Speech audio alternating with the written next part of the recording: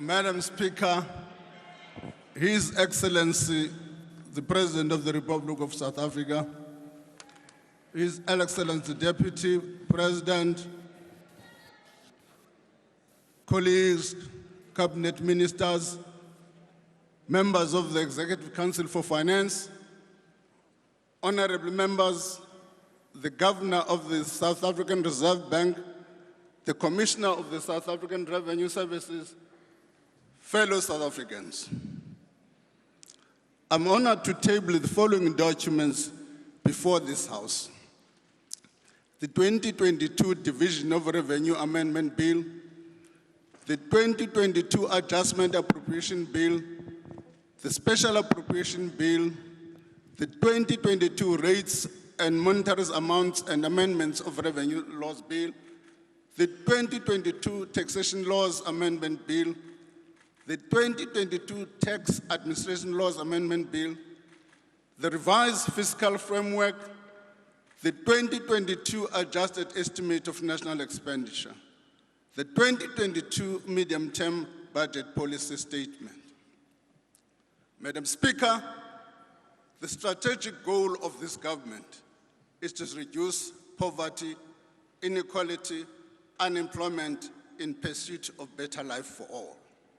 It was former President Nelson Mandela who reminded us that, and I quote, democracy will have little content and indeed will be short-lived if we cannot address our socio-economic problems within an expanded and growing economy. South Africa's economy is underperformed for many years. Several long-standing structural impediments continue to hamper growth. These include unreliable electricity supply, costly and inefficient ports and rail networks, crime and corruption, weak state capacity, and high levels of material concentration and barriers to entry that suppress the emergence and growth of small business. These challenges undermine our efforts to create jobs, contributing to high levels of poverty and inequality. Our structural challenges have been exacerbated by new ones, including global economic slowdown, high energy and food prices, the destruction caused by natural disasters such as the recent floods. The 2022 Medium-Term Budget Policy Statement aims to address the needs of South Africans and secure our future stability and prosperity. It provides for spending adjustment to continue rebuilding lives and infrastructure following devastating flood damages earlier this year. It restores fiscal strength and rebuilds fiscal space despite the unfavorable economic backdrop. It enhances the quality of public service such as education and health. It also prioritizes the safety and security of our people and invests in future growth by increasing funding for critical infrastructure. Madam Speaker, let me now turn to the economic outlook. Many of the risks we outlined in the February 2022 budget speech have materialized. Globally, these include rising inflation, tightening financial conditions, and the ongoing effect of COVID-19, including more stringent lockdown in China and their impact on global demand and supply chains. These were made worse by the outbreak of the Russian-Ukraine conflict. As a result, the IMF Global Growth Forecast for 2022 has been revised downward from 4.4% to 3.2%, and the 2023 estimate from 3.8% to 2.7%. This means that the global environment will be less supportive of our growth than we anticipated at the time of the budget. The outlook contains many risks, notable further slowing global growth and high inflation and the Russian-Ukraine conflict. There is also a possibility of energy rationing in Europe that will impact on global energy prices and output. A further decline in Chinese economic growth could slow global demand and add pressure to global supply chains, while the tightening of monetary policy could slow global output even further. These are significant risks in the global environment. In this context, small open economies like ours need to be especially careful and have solid fiscal buffers in place to weather the coming storms. Domestically, the robust pace of economic recovery in early 22 was derailed by floods in various parts of the economy, particularly KwaZulu-Natal and the Eastern Cape, industrial action in key sectors, and widespread power cuts. We now expect real GDP growth to be 1.9% in 2022, compared with an estimated 2.1% in February. Over the next 2 years, the economy is expected to grow at an average of 1.6%. This level of growth is too low to support our developmental goals. Accordingly, we must take action to put our economy on a higher growth trajectory. Our approach to growth is based on clear and stable macroeconomic framework, complemented by the implementation of structural reforms to improve competitiveness, industrial policy to boost manufacturing, and measures to strengthen the capacity of the state. Key elements of our macroeconomic sector are stable and flexible exchange rate, low and stable inflation, and sustainable fiscal policy. Since the budget in February, we have accelerated the implementation of structural reforms to address binding constraints on economic growth and support investment and job creation. Madam Speaker, the intensity of load shedding is having a disastrous effect on our economy. We have therefore focused on our efforts on reforms in this sector, in the electricity sector. Several policies and regulatory changes aimed at creating a competitive energy market are also underway. These include the removal of the licensing threshold for embedded generation projects, where the pipeline has grown to 100 projects, representing over 9,000 megawatts of capacity. The Electricity Regulation Amendment Bill has been finalized. It provides for the establishment of an independent transmission and a systems operator, which will fundamentally transform the electricity sector, reducing South Africa's reliance on a simply monopoly utility and unlocking massive new private sector investment in generation capacity will contribute significantly to long-term energy security. Madam Speaker, there is a crisis in our logistics sector. Inefficiencies in port and rail are costing the economy billions and further undermine our efforts to raise growth. We welcome the end of the strike, a Transnet strike, and are working with Transnet leadership and all stakeholders to urgently address the challenges in the sector. Several steps are being taken to introduce greater competition and efficiency into ports and railway.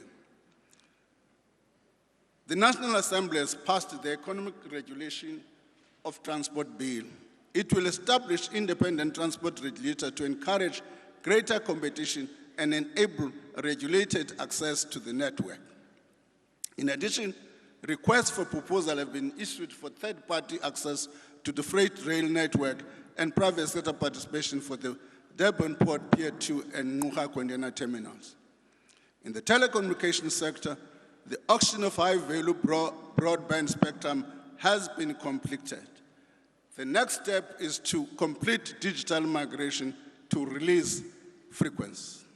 The Minister of Communication and Digital Technologies will shortly indicate a new date for analog switch off.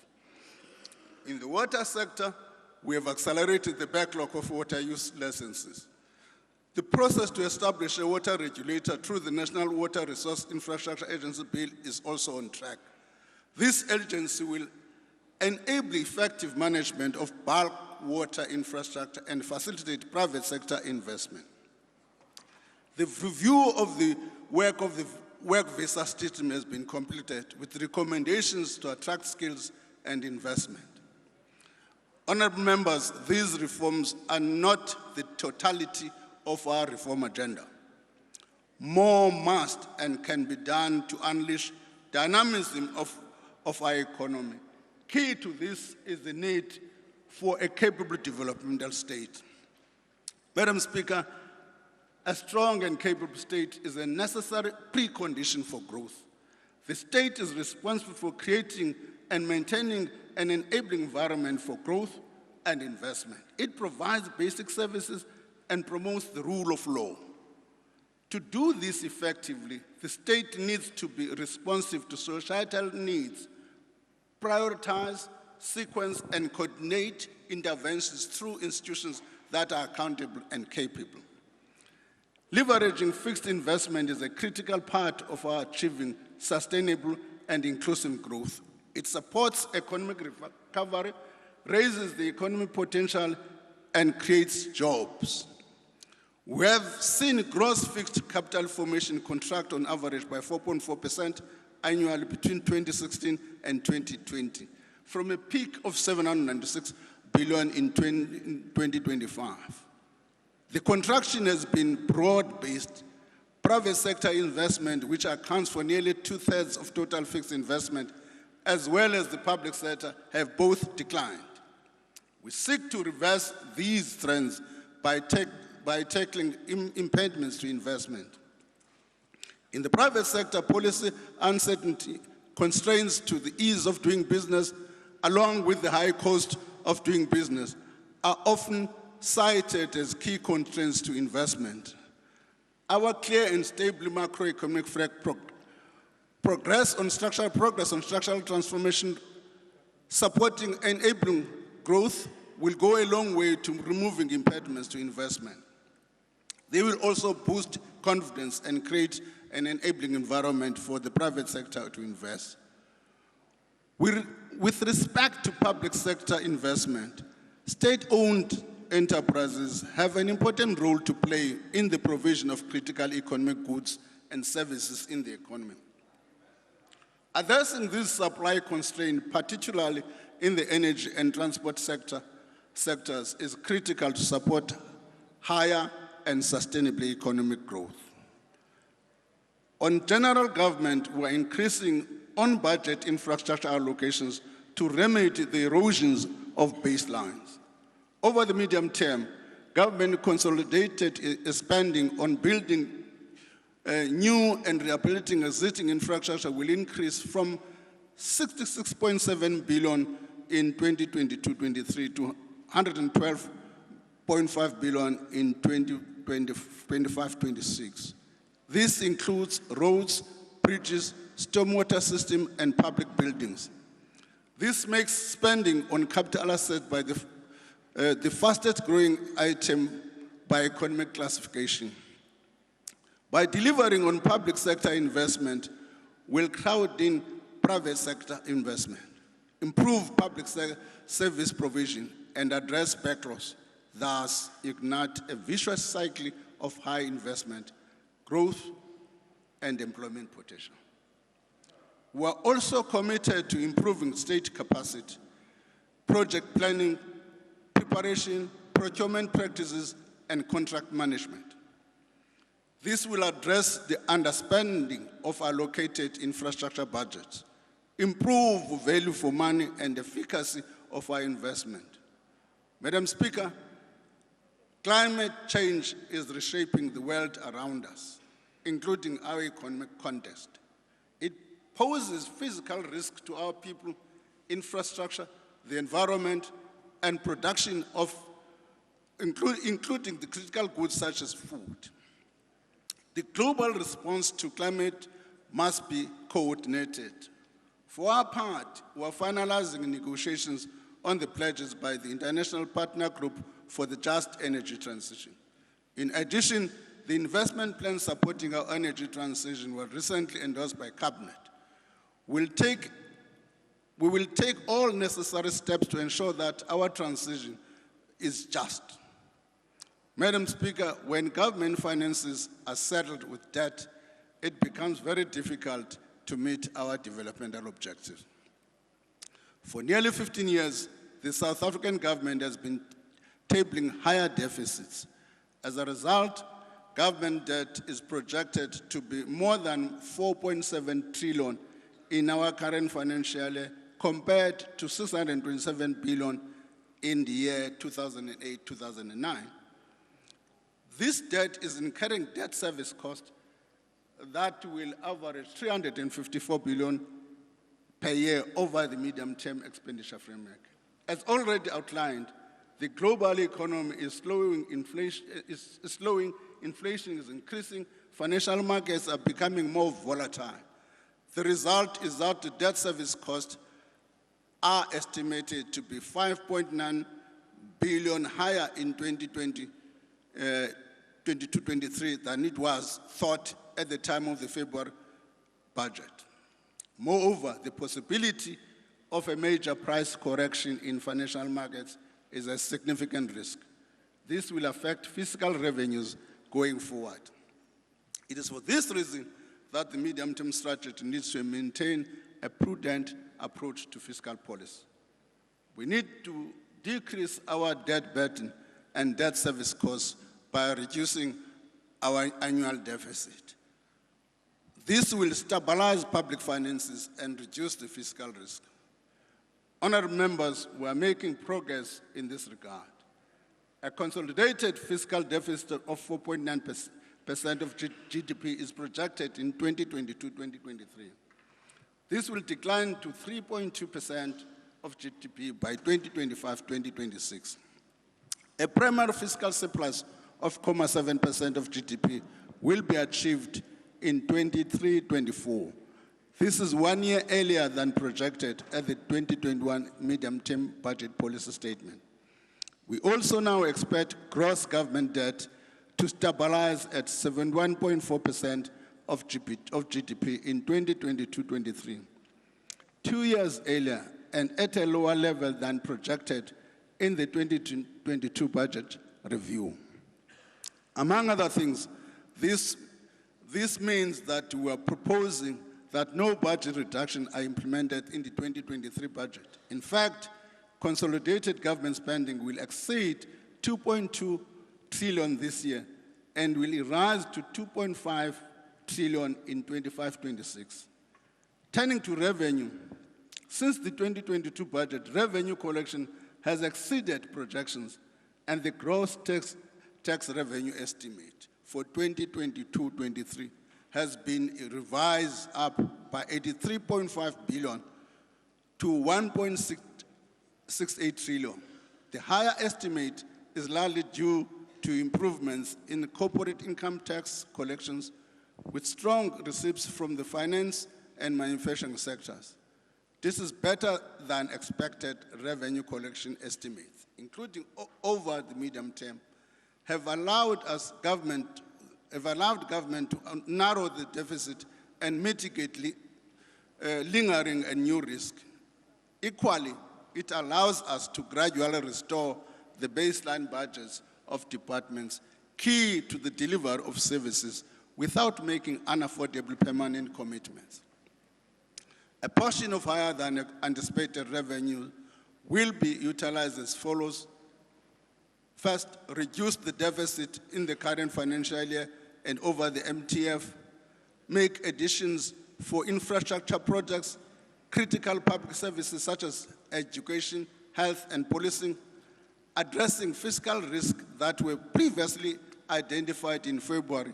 These include higher than projected debt service costs, the public service wage bill, and the materialization of financial risk from some state-owned companies. Should any of the fiscal risks materialize, this could negatively affect the fiscal position and government's efforts to stabilize the public finances. Madam Speaker, we are allocating a net addition of 13 billion in spending adjustment for this 2022-23 financial year in the adjustment appropriation bill. The largest adjustment of that 13 billion is 6.3 billion, which is equal to 49% of the total, is allocated towards this disaster relief especially the April flooding in several parts of the country. Other adjustment in the adjustment appropriation include 308 million for 24 rural bridges through a program called Willisizo Rural Bridges. I must explain, this amount is only for in-year. For the next outer years, we're penciling in for all provinces. This will cover only 2 provinces which are ready with their bridges, that is Eastern Cape and Limpopo. 500 million rand is also set aside to kick off the Home Affairs digitization program that will employ 10,000 young people over 3 years. 118 million is to deal with an interim allocation cost to prepare for the rebuilding of Parliament. I think I need to explain that because there are 2 amounts included in that. The first amount relates to how much Parliament is, I'm going to make the figure at the end, how much it will cost Parliament to rebuild it. And then how much between now and March can be allocated towards rebuilding Parliament. That amount is penciled in. The second amount in that 118 is an amount that says, in between as a result of the fire, Parliament has had incurred additional costs it had not factored in, including offices, including this address today was not budgeted to be outside. It was budgeted to be in Parliament, not to be here. So Parliament is paying extra cost by being here. So you've got 2 amounts to get the technical work for the rebuilding. Secondly, for what is called unavoidable and unforeseen for Parliament. Honourable members, during the current financial year, wage negotiations have been taking place at the Public Service Coordinating Bargaining Council. On the 30th of August, 2022, government made a final offer which emanated from a facilitated process. Underline that. From a facilitated process, and a tentative agreement was reached and was tabled before the Bargaining Council. All parties undertook to go and seek mandates. Then the unions came back and said they do not have a mandate. But it must be understood that there was a tentative agreement facilitated. This offer includes the continuation of non-pensionable cash allowance for the current financial. This translates into an average of 1,000 rand per employee per month until March 2023. It also translates that cash control into 4.5% for the wage bill, and another pensionable salary increase of 3% for public servants. That together in total comes to 27.5%. Sibazamile. Madam Speaker, the offer on the table is the best interest of the fiscals and public service workers. Implementing it does not undermine the collective bargaining process. We believe that the facilitation process has helped all parties get to this point. Therefore, the spending estimates we are tabling today include this amount. This offer will be implemented through the payroll system and backdated to April 2022. Honourable members, our budget over the next 3 years is focused on restoring service delivery and laying the foundations for a higher growth.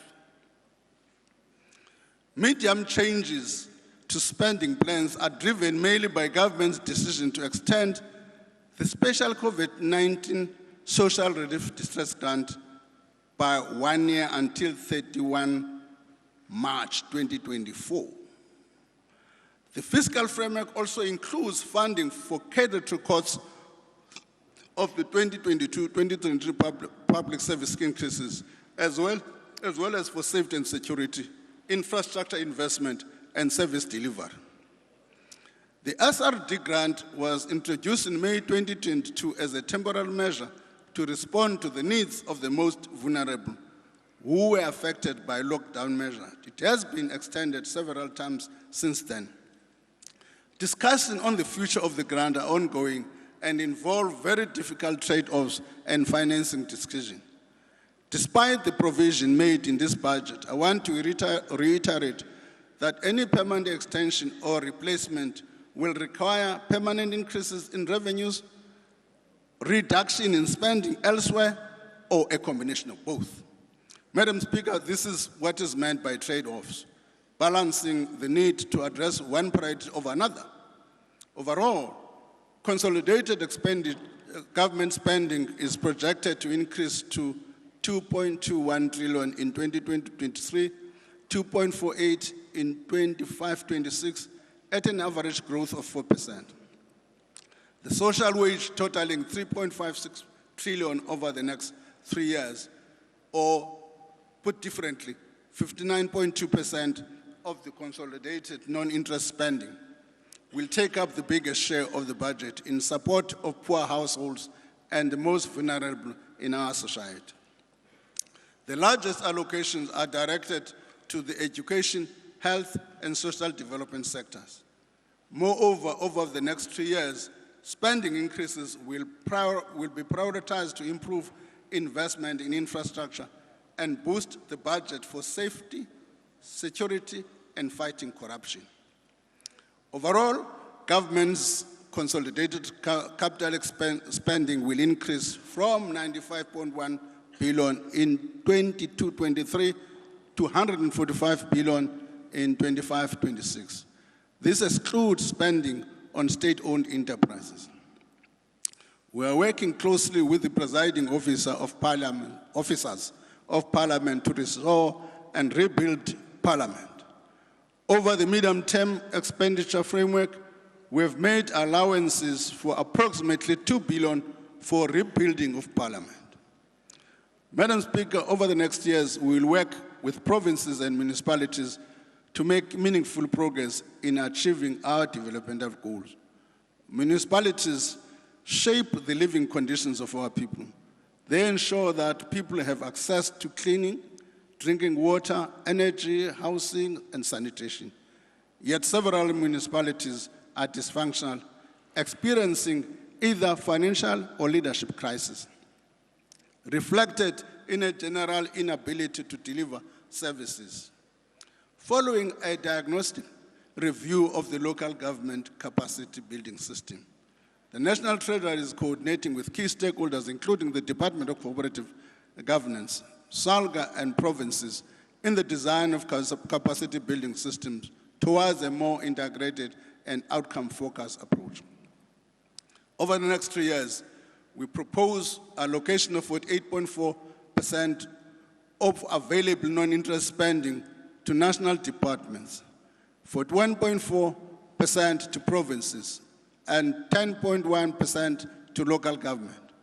This will allow provinces to support basic education and health services, roads, housing, social development, and agriculture.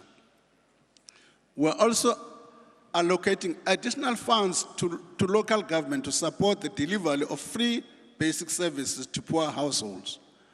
Considering the rise of cost of the free basic service, as well as the rising bulk electricity and water costs, the 2023 budget review will provide more detail on these efforts.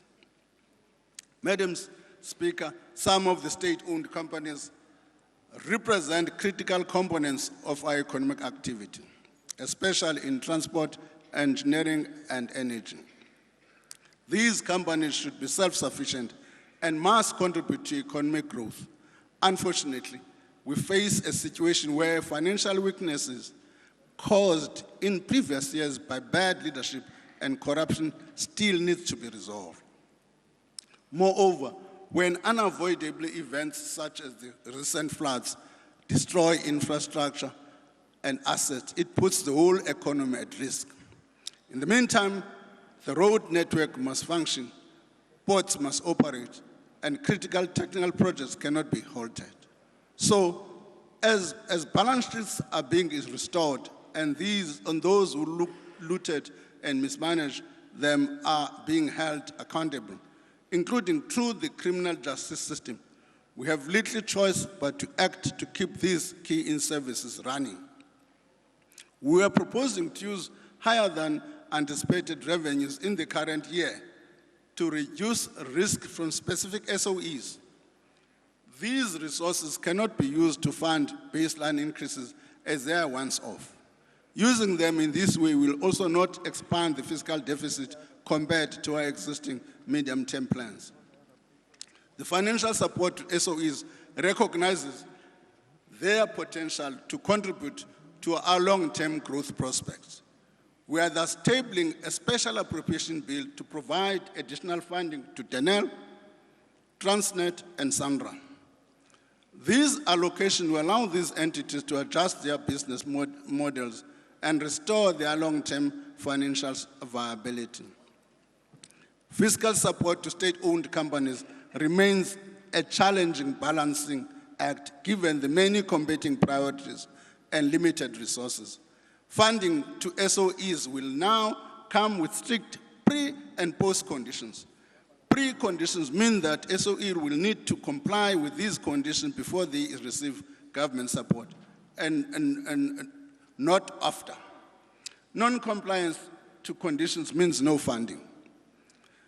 Transnet is allocated 2.9 billion to ensure the return of out-of-service locomotives. This will be complemented by 2.9 billion from in-year spending adjustment to deal with flood damage that affected its operations in eThekwini. Denel is allocated 3.4 billion to support recent progress made to stabilize the entity. This allocation will be augmented by 1.8 billion in sale of non-core assets and will unlock committed order book of 12 billion awaiting execution. Honourable members, the uncertainty surrounding the Gauteng improvement project continues to have a major negative implication for road construction in the country. We need to move on from the debates of previous years and find solution to this challenge. To resolve this funding impasse, the Gauteng provincial government has agreed to contribute 30% to settling Sanral's debt and interest obligations, while national government covers 70% of this. Gauteng will also cover the cost of maintaining 201 kilometers and associated the 201 kilometers and associated interchanges of the roads, and any additional investment in road will be funded through their existing electronic toll infrastructure or new toll plaza or any other revenue source which within their area of responsibility. Let me just explain this because it became, okay, before that, let me do this. Government proposes to make an initial allocation of 23.7 billion from the national fiscus, which will be dispersed on strict conditions. Let me then explain, because there was something which, when I addressed the media, let me explain this thing. For 7 years, we've been battling with e-toll in Gauteng. And for all the political wrangling, it has had an impact on the balance sheet of Sandra. What is the implication? Now, Sandra is due to, can default any time. So we've agreed with Gauteng. Gauteng, take your toll, your roads. We will take the debt, a better portion of it, but you will contribute 30% of it. From then, Tina as national singaphandle ngebail uzihambela wedwa mntaseka. Moving forward, if you decide to maintain the roads, you as Gauteng, you can either toll to get the maintenance, or you can, from your own revenue, do something about that. So, say value it all from today in that sense.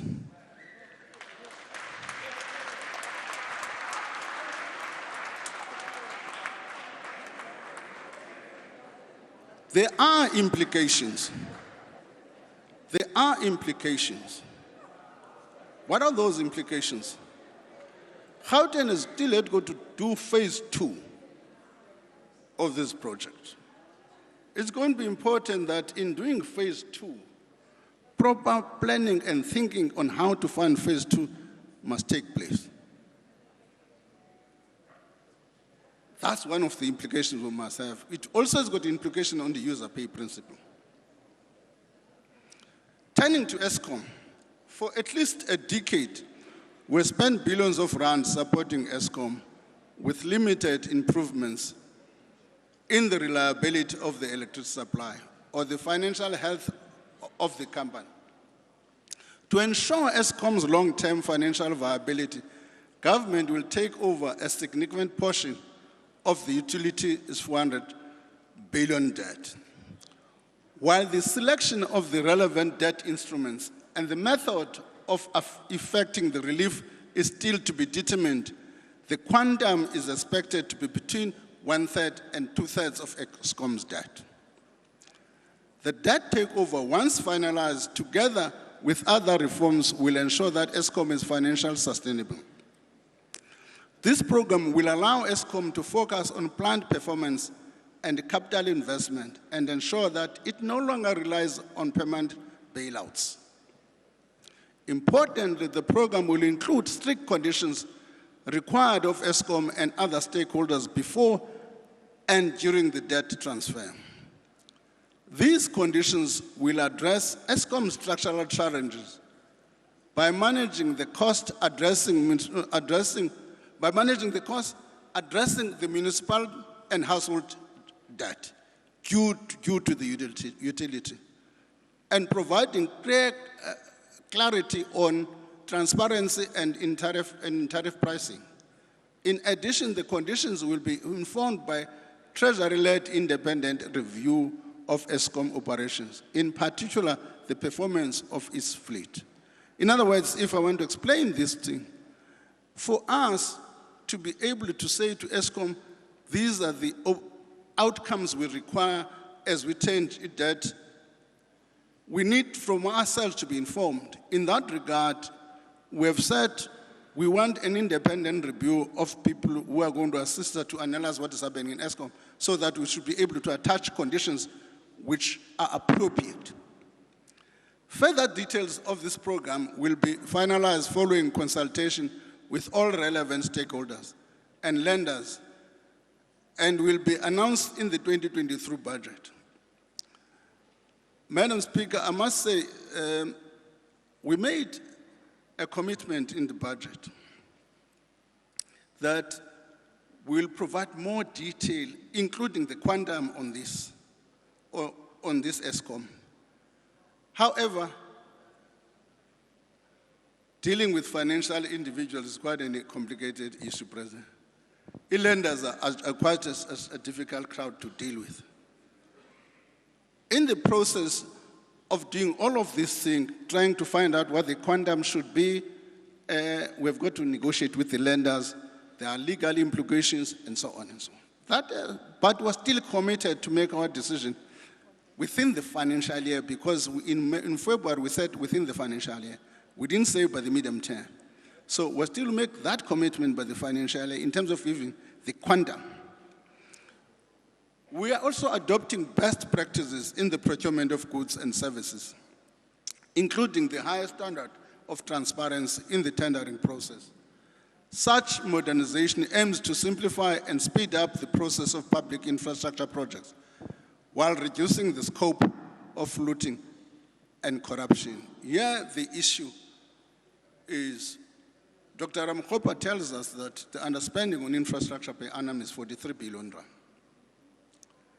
And largely of that relates to skills issue, corruption, regulatory framework which is problematic. Tight regulatory framework. I was addressing a meeting somewhere, somebody raised their hand and said, when are you going to stop Regulation 16, which is frustrating triple Ps? I didn't know about Regulation 16. I went back to the office to check what Regulation 16 does. It turns out it also makes people to triple Ps to take over a three-year period. So those minor things need to be removed from the system in order to make sure that procurement can be effective. We expect to introduce the public procurement bill, which will enhance transparency, integrity, and promoting the use of technology for efficiency and effectiveness in the public procurement to Parliament by March 2023. Honorable Maswangai will bear with us. The government, in South Africa, there's a democratic process. The consultation process is beyond us. Just NEDLEC alone, I don't know how many months it took us in NEDLEC, but we're still committed to do it within this fiscal year. The new preferential procurement regulations of 2022, replacing the now invalid regulations of 2017, will be promulgated in November 2022 to be effective from the 16th of January 2023. The regulations empower organs of the state with the authority to determine their own preferential procurement policies within the ambit of the Preferential Procurement Policy Framework Act. I must add, yes, the Constitution of the Republic of South Africa says it is the organ of state that procures. It's the organ, every organ of state must have its own procurement policy, not be getting permission now and again from Treasury. So we're giving you that authority, each organ of the state to be able to have its own procurement policies. No one will then say, if I don't deliver on time on my project, I'm delayed by Treasury. Madam Speaker, earlier this week, President Ramaphosa announced government's response to the recommendations of the Commission of Inquiry into State Capture. It committed government to a new chapter in our struggle against corruption, to advance the renewal of our society. It noted the need for the state to be ethical and free of corruption as it serves the needs and interests of the people. As noted by the Commission, to enable service delivery, we should protect honest accounting officers and authorities who make decisions in good faith from criminal prosecution and civil litigation. In this regard, we'll strengthen the auditing and preventive control of systems to enable managers to manage while putting mechanisms to hold them accountable. The Commission of Inquiry into the State Capture made recommendations aimed at strengthening the institutional governance and accountability mechanism. As has been done with Bain, we'll continue to take punitive administrative action against companies and individuals who have actively facilitated corruption and irregular activities. Madam Speaker, crime is a safe economic as well as a social issue. A safe environment is important for full participation in economic and social life. This makes fighting crime a key pillar of enhancing economic growth. Many South Africans' lives live in fear in their homes, in their places of work, and in places of recreation. In response, we are allocating additional resources to our security forces to take the fight to those that threaten our peace as a nation. We'll support the police to recruit an additional 15,000 constables over the next 3 years. This is in addition to the current 10,000 they are recruiting this year. Honourable members, we are doing everything necessary to prevent grey listing by the Financial Action Task Force, the international standard-setting body that oversees global compliance with anti-money laundering rules. Already we've tabled 2 bills in Parliament aimed at addressing weaknesses in our legislative framework. The bills are expected to be enacted by the end of this year.